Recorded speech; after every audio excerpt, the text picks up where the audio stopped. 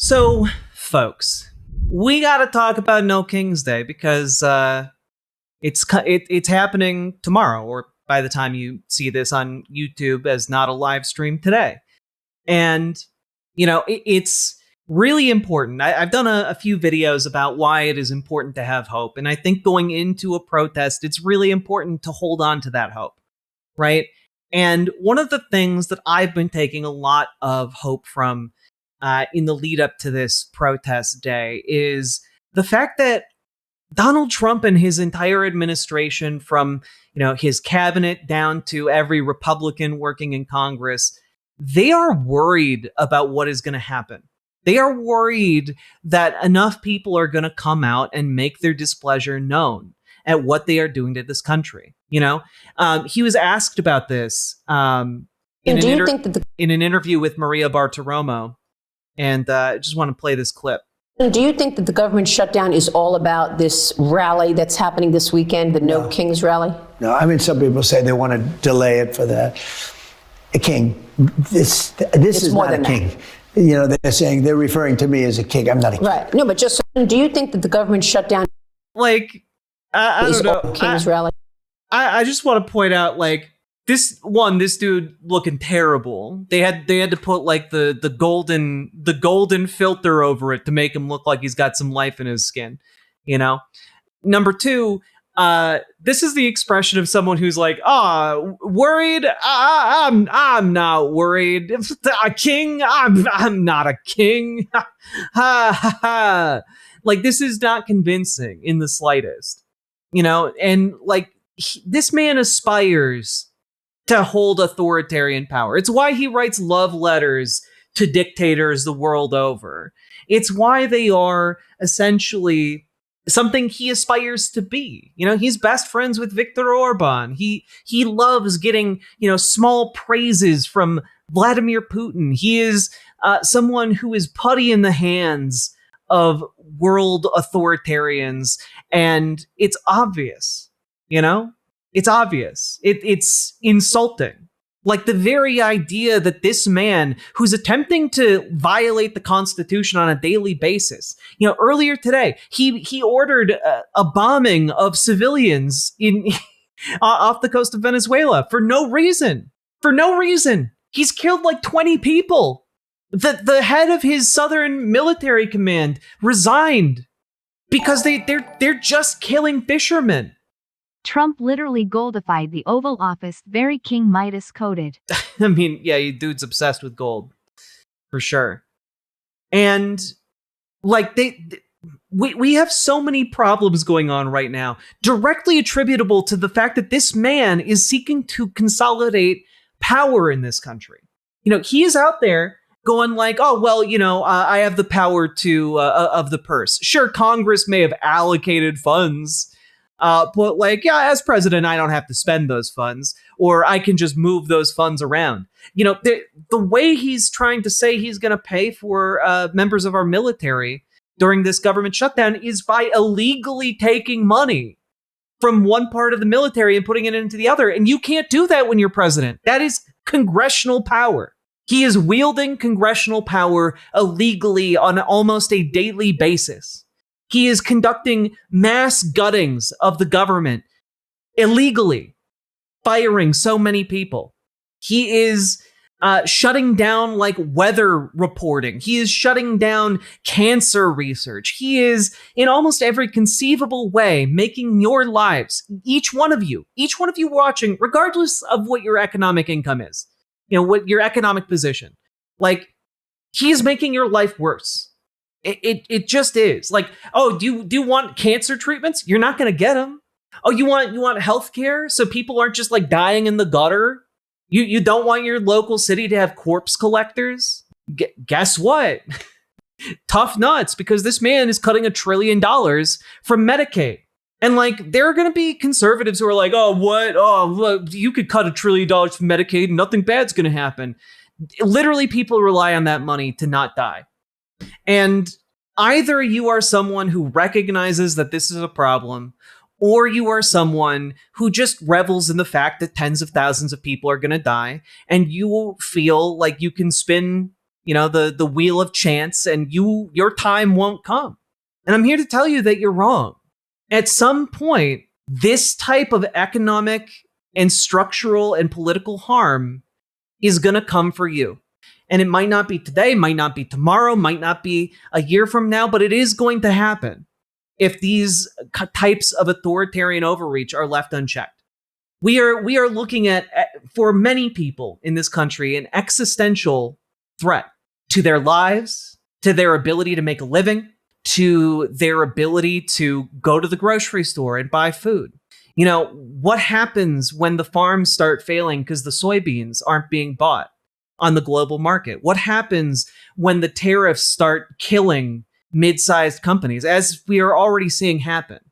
What happens when people start realizing that tariffs are a unilateral tax that the American president is putting on the American people like a goddamn king? What happens? Because guess who pays the tariffs, ding-dongs? It's us. We're the ones who pay that. It's not some foreign government. It's not some foreign country. It is the people who pay to import it here, us. And what we are seeing is just a complete and utter gutting of people's ability to live. And what is happening during this government shutdown is that Donald Trump is accelerating this process. Just today, the White House announced that it is freezing or potentially just outright canceling $11 billion meant to go to infrastructure spending. That's keeping up bridges. That's keeping up roads. What do you think happens when these roads start collapsing? What do you think what happens when major bridges start falling apart?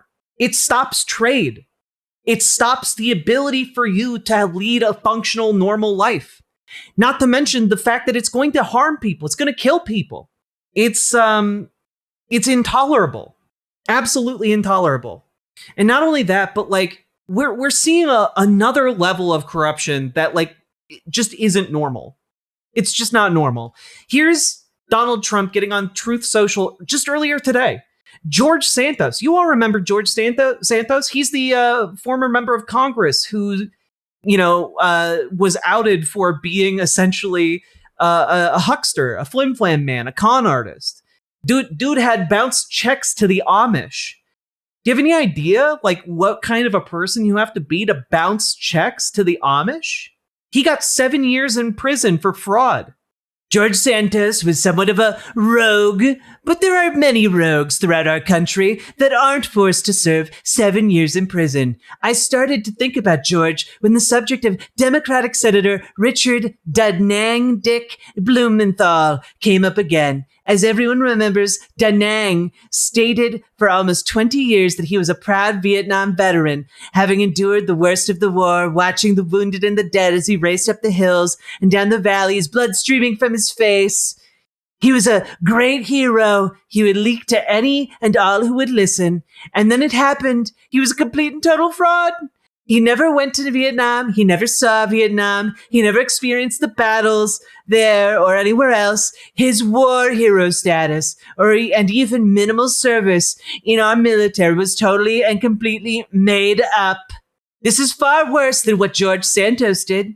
Or at least Santos had the courage, conviction, and intelligence to always vote Republican.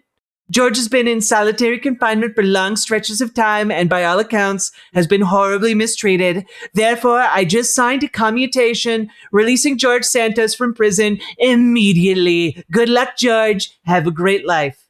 This man just released a guy who was convicted of fraud so severe that he lost his office. He was kicked out of Congress. Dude was bouncing checks to the Amish because he was doing so many cons. And it's blatant. It's just blatant criminality. And Donald Trump's response to that is, well, many people are criminals. So many people are criminals that I guess Donald Trump thinks it's fine to pardon folks that politically agree with him. That's his argument. So George Santos is out of prison. We are also now in a time where ICE is arresting police officers, is detaining police officers and claiming that they are, in fact, undocumented immigrants.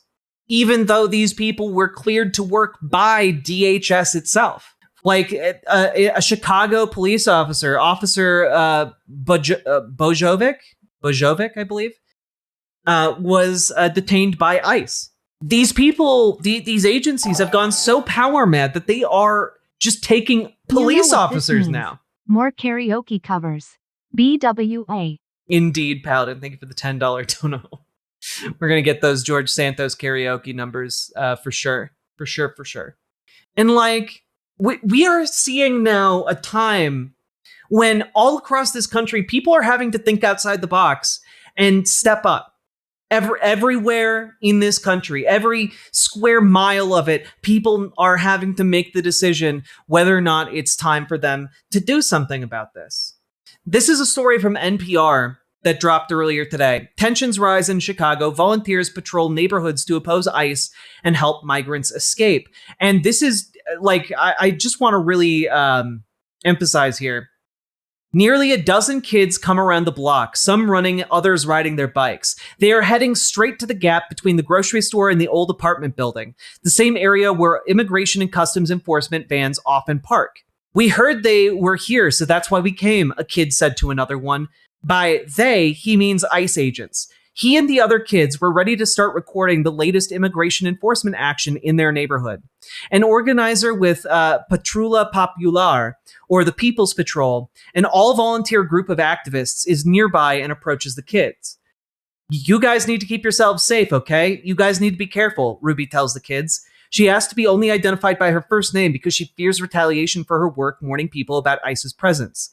She says the kids should document everything they see while keeping their distance. This could help eventually identify the undocumented immigrants being taken away by federal immigration agents. She also tells them one of the goals should be to alert everyone around them about the presence of ICE, and she gives them whistles. When you see somebody and you see a car or something suspicious, you do a break of a whistle, Ruby says, meaning a soft series of whistles. If you see somebody being detained, the whistle is long, as loud as you can. We have here neighborhood children who are realizing the nature of the times we live in, and because our entire society has failed them, they are the ones who are stepping up in their neighborhoods. They are the ones who are going out there and saying, well, we can see ICE vans, we're going to do something, we're going to record them, we're going to be alerting the community to their presence. And like, they're kids, man. They're children. This shouldn't be their job. It shouldn't be the job of children to fight the US government. It shouldn't be this way. And as an adult, I'm fucking embarrassed and infuriated that it has come to a point where children need to step in where adults have failed. Because what has happened in this country is that adults en masse have failed children and allowed these authoritarian fascists to gain so much power that now the children are the ones who need to stand up and fight. And I'm so frustrated. Here is another excerpt from this article. I'm going to link it in chat, by the way, so you all can read it. I do want to encourage you all to read the full thing. If you have a beating heart, you need to stand in solidarity with these children at every available opportunity you can get. Okay, we all need to turn out on No King's Day because these children work tirelessly where we have failed. The mother of two girls says she has seen how her neighbors have been chased down by immigration enforcement agents. In this apartment building, some adults have decided to stay home and not go to work and to not send their kids to school. But there's one person she says is giving her hope. His name is Ivan, and he's 17. He has taken on the unlikely role of protector, often patrolling his neighborhood daily starting around 5 a.m. I may not be no cop or none of that, but I be taking care of the community, Ivan says. I don't want none of these people get deported. NPR is identifying Ivan only by his first name because he's a minor. Witnessing ICE arresting people in this area has become an almost daily occurrence over the last few weeks, Ivan says. A few days ago, he took a video of an enforcement operation happening at a nearby grocery store. Ivan says every day he tries to keep an eye out for suspicious cars. They could be ICE, he says. His goal is to give migrants enough time to either hide or flee if agents are around. All these people make the US work, Ivan says. Without them, how is the US going to be? And we are living in a time where a 17-year-old child understands the reality of America better than the vast majority of adults that are currently running this country. If you are not standing up to oppose authoritarians and would-be kings at a time like this, what are you doing? What are you doing? There is only one way we fix this, and that is by turning out en masse when opportunities like No King's Day present themselves. Flood the streets in every single corner of this great nation, because we need to do it. It's not a question of whether we want to do it or do you feel like it. You got to do it. And folks, you all might remember a few days ago we talked about a case in Chicago where ICE agents alleged that in the middle of a traffic, they were in the middle of traffic when suddenly cars began threatening them from all sides, and they just had to pick up a weapon and shoot a woman several times. We talked about this story. Well, Chris Murphy in Congress sent a letter to Kristi Noem today, or rather yesterday. Dear Secretary Noem, I write today seeking clarification of public statements that representatives of the Department of Homeland Security made on October 4th, 2025 regarding recent allegations of doxing and assault on federal agents near Chicago, Illinois. I ask you to correct the public record by redacting the misleading and inaccurate facts. As you know, on October 4th at approximately 10:30 in the morning, at least 3 Border Patrol agents were involved in a use of force incident outside of Chicago, Illinois, where at least one BPA discharged their duty weapon at a U.S. citizen.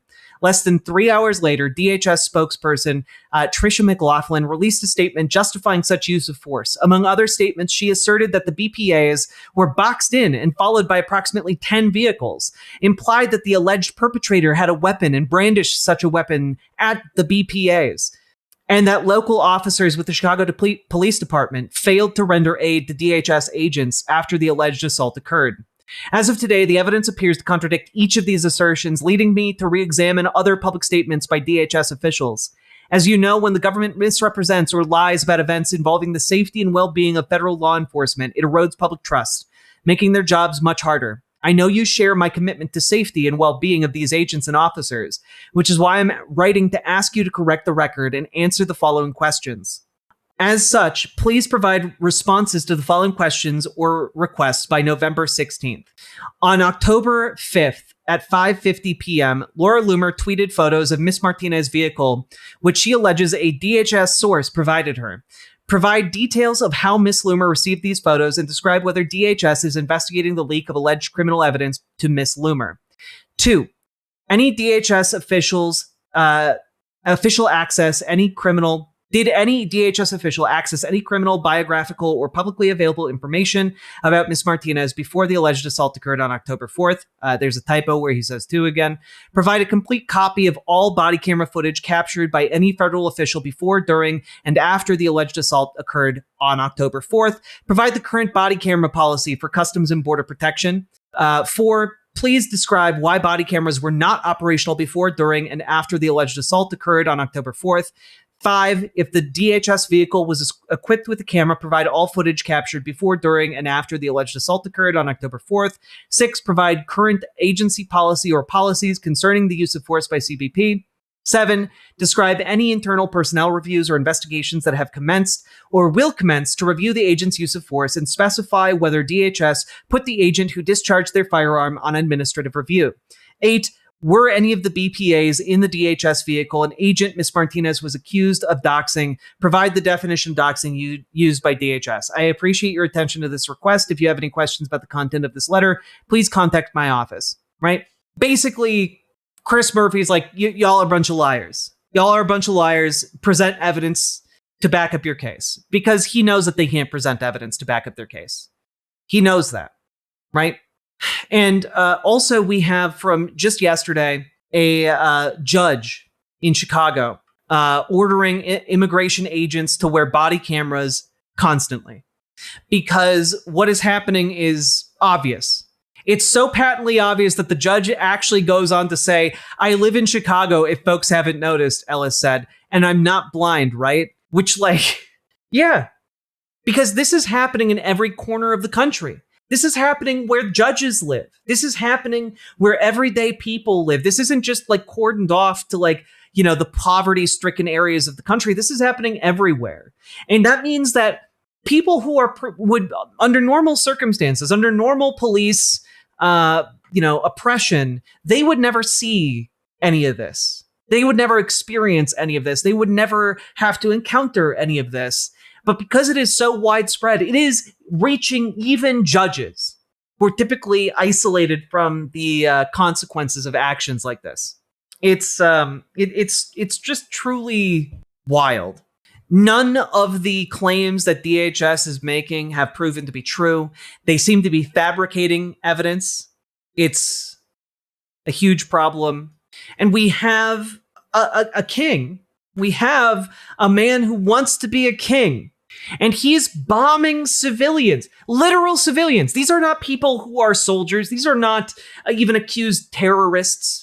These are, or rather, if they are being accused of terrorism, they are like the government is not providing any evidence to that effect whatsoever. But the president continues to bomb civilian boats. And the reporting from, local news outlets in Venezuela indicates that these are civilians. These are not even like drug traffickers. These are fishermen, well known and respected in their communities. But we have now killed like over 20 people who are just going out on their boats to do fishing. And now, just today, the U.S. has detained 2 survivors, i.e., we have kidnapped 2 people. Yeah, the total is up to 27 plus 2 kidnapped. Yeah, there's zero due process. There's no evidence being presented to the American public. There is nothing going on here except, and the only inevitable conclusion of this is that we must accept that the president of the United States is ordering the deaths of civilians to flatter his own ego as a fucking PR blitz. It's disgusting. This should repel you. When he said he could shoot someone in the middle of Fifth Avenue and get away with it, his voters would still vote for him. I guess he wasn't lying, because he's now killed 27 people in front of the entire world. And now there is a big problem because there are 2 surviving witnesses who are not in the U.S. military, and they are officially in U.S. custody, which means that there's a whole bunch of questions about what is going to happen to those people, because are they going to be taken back to the United States to stand trial? Are they going to be returned to Venezuela? Or are they going to disappear? This is untenable. The geopolitical chaos this is happening, the internal chaos that this is creating, this is not tenable. And like, when asked about this is how Donald Trump responded. It has been reported that Maduro offered everything in his country, all the natural resources. He even recorded a message to you in English recently, offering mediation. What should we do to stop that? He has offered everything. He's offered everything. You're right. You know why? Because he doesn't want to fuck around with the United States. Thank you, everybody. Thank you, everybody. There's literally nothing that the president of Venezuela can do in order to stop this from happening, because Donald Trump wants nothing. Everything has been offered. Nothing has been accepted because Donald Trump wants to kill these people. An F-bomb on Fox? Yep. The military are betraying their oath again and again. Well, that's why the head of the military's Southern Command resigned.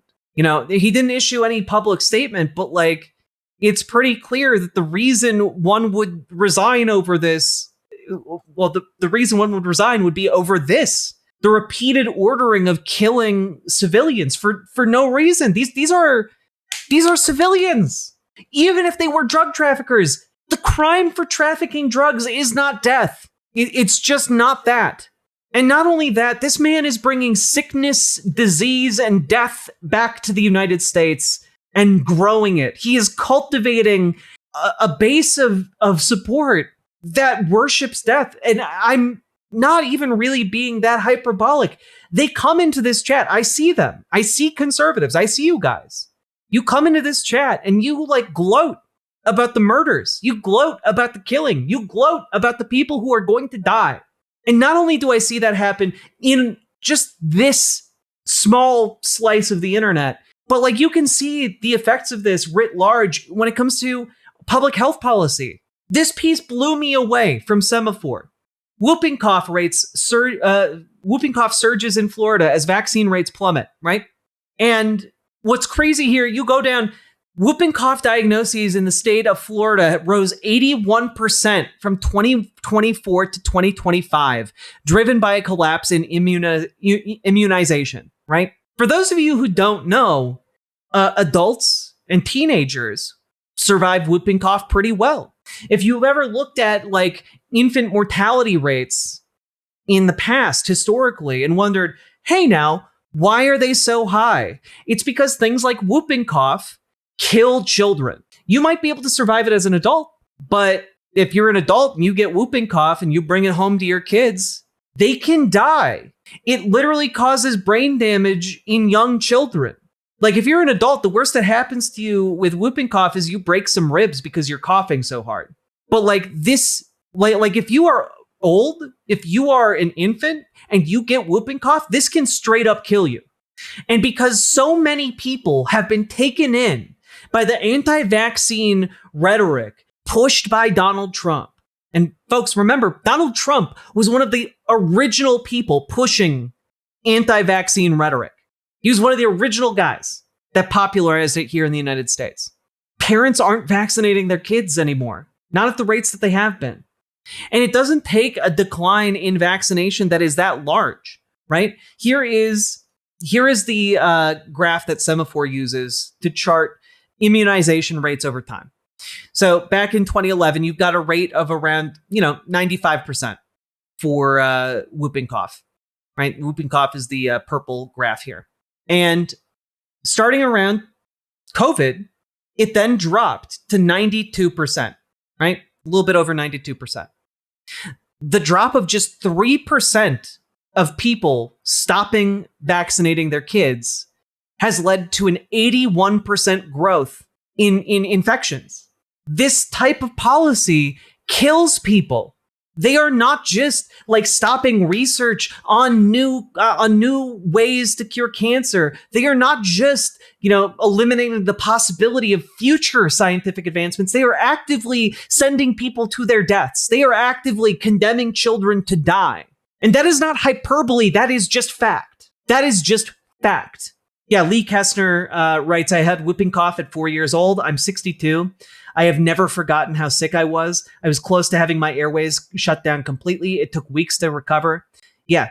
Here in America, we cannot stand for kings that bring death and disease to our door. We cannot stand for people who would wield authoritarian power to murder folks minding their business half the world away for no reason other than to bang their chest here at home. We cannot stand for people who are willing to send masked men onto our streets and steal our neighbors. We cannot stand for a world in which children are hitting the streets to stand up for what is right and for liberty to a degree never before seen in this country. We have failed, and we must undo that failure by standing up now. You need to figure out what the hell you're going to do. Today is no King's Day. Get out there. Get out there and protest. Find one near you. And if you can't find one near you, find your nearest street corner and stand there loud and proud. And then you need to look at what you're going to do tomorrow and the next day and the next day and the next day and the next day, because this is not going to be just a one protest, a one and done situation, because this administration does not understand. They are not going to understand that. This needs to be an everyday thing. This needs to be a commitment to liberty, a commitment to freedom, a commitment to standing up for your neighbors and for one another. That is what this needs to be. And I can't believe I'm going to say this, but Jimmy Kimmel put together something I found particularly moving today. And I think it's a great note to end on. And I can't believe I'm going to say this, but it uses the words of Ronald Reagan, which I think is a brilliant move, in order to communicate what work needs to be done. Since this is the last speech that I will give as president, I think it's fitting to leave one final thought. We lead the world because, unique among nations, we draw our people our strength. from every country and every corner of the world. This quality is vital to our future as a nation. You guys came to the school to do this? They don't have a warrant until they open the door. If we ever closed the door to new Americans, our leadership in the world would soon be lost. It is bold men and women yearning for freedom and opportunity who leave their homelands and come to a new country to start their lives over. They believe in the American dream, and over they make it come true for themselves, for their children, and for others. They give more than they receive. They labor and succeed because they understand in a special way how glorious it is to be an American. They renew our pride and gratitude in the United States of America, the greatest, freest nation in the world, the last best hope of man on earth. The American dream is dead. No kings, folks. Get out there today, get out there tomorrow, and get out there every day. If not in body, at least in spirit, because we need to make sure that this fucking sticks. We can't stand for this anymore. It's intolerable. So I encourage everyone to get out there, be silly, be peaceful, because it's your duty. You know, we don't talk that much about duty on the left, but we have a duty to one another to get out there and be loud as hell. Imagine delivering that speech next to the throat goat. Let's fucking go. Riverboat Jack is coming to town. All the viewers gather around. Twitch and YouTube is where she streams. All that content is bursting the seams. Politics, baby.